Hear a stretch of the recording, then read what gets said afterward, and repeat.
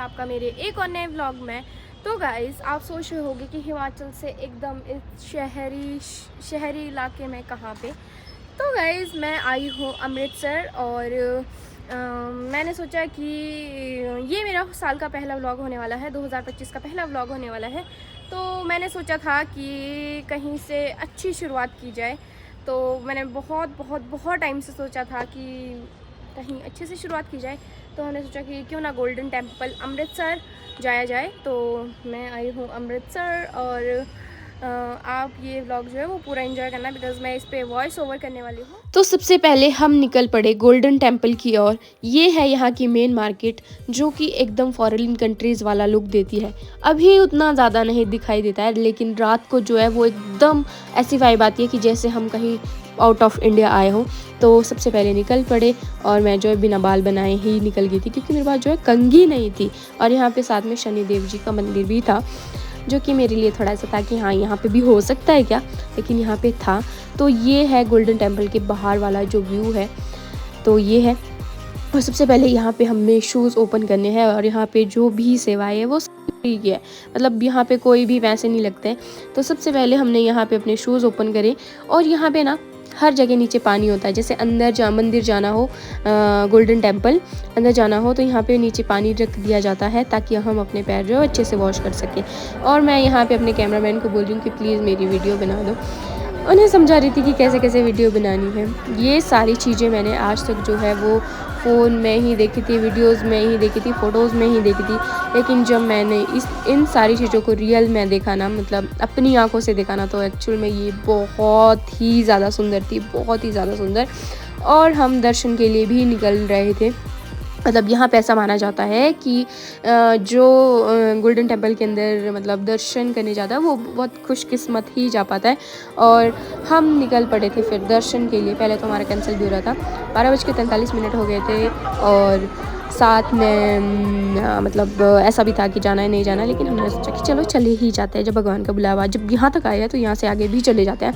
और खुशकिस्मती देखो हमारी, हम जो गोल्डन टेम्पल का टॉप है, मतलब छत पे कह सकते हैं, वहाँ तक गए थे। और वहाँ पे बोलते हैं कि यहाँ तक तो कोई खुशकिस्मत ही आ सकता है। और आई फील सो ब्लेस्ड। फिर हमने वहाँ से प्रसाद लिया और फिर हम निकल पड़े थे लंगर की ओर। यहाँ पे भाई इतना ज़्यादा भीड़, और ये 24/7 रहता है, और हमेशा ऐसे ही रहता है। आप देख सकते हो कि यहाँ पे कितने सारे लोग थे। और साथ में जो ये आप प्याला देख रहे हो, मैंने सोचा था कि ये जो प्याला है वो खीर के लिए होगा, लेकिन मुझे बाद में पता चला ये पानी के लिए था। और यहाँ पे चपाती को जो प्रसादा कहते हैं, तो मेरे लिए ये भी थोड़ा अलग था। और यहाँ पे सभी लोग खाना खा के रेस्ट कर रहे थे। फिर उसके बाद हम निकल पड़े थे बाहर की ओर, बाहर एक्सप्लोर करने, फिर और ज़्यादा घूमने की यहाँ पे और क्या क्या सारी चीज़ें हैं, क्योंकि ये मेरे लिए नई सारी चीज़ें थी ना, इसीलिए। और जो गोल्डन टेम्पल का रात का व्यू है वो आपको नेक्स्ट व्लॉग में दिखाएंगे, क्योंकि इस व्लॉग में शायद मतलब रात को ही दिखा पाओगे ना। तो इसके बाद यहाँ पे आप देख सकते हो कि कितने सारे कबूतर बैठे हुए, मतलब ये ना एक बहुत ही इटली वाली वाइब देता है, मतलब कह सकते हैं। तो इसके बाद मैं बेवजह ही फ्लॉन्ट कर रही थी, कुछ था भी नहीं मेरे पास फ्लॉन्ट करने के लिए, बाल मैंने बनाए नहीं थे।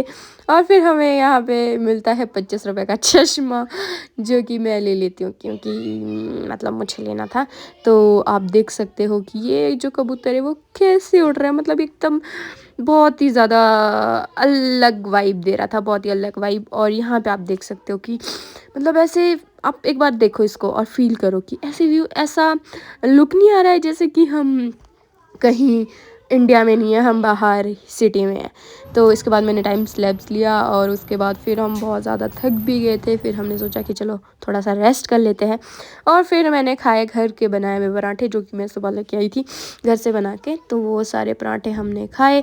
उसके बाद हम निकल पड़े थे पतंग उड़ाने, और हम छत पे गए और हमें पता चला कि वहाँ पे एक पतंग है, पता नहीं किसकी थी, जो कि हमने फिर खींची पतंग उड़ाना ना मेरे लिए नया ही एक्सपीरियंस था, क्योंकि शिमला में रहते रहते मैंने ये कभी भी नहीं किया है, कभी भी नहीं।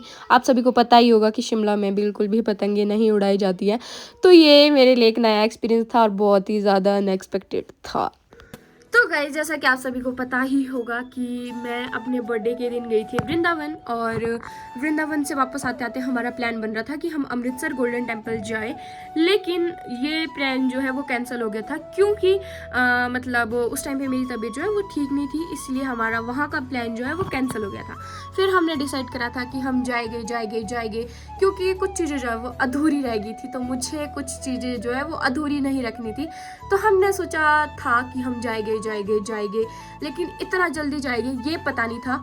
और मेरे मन में एक चीज़ ये भी थी कि मुझे जो है अपने व्लॉगिंग की शुरुआत कहीं अच्छी जगह से करनी है, जैसे कहीं मंदिर जाए, मतलब कुछ अच्छी जगह से करनी है।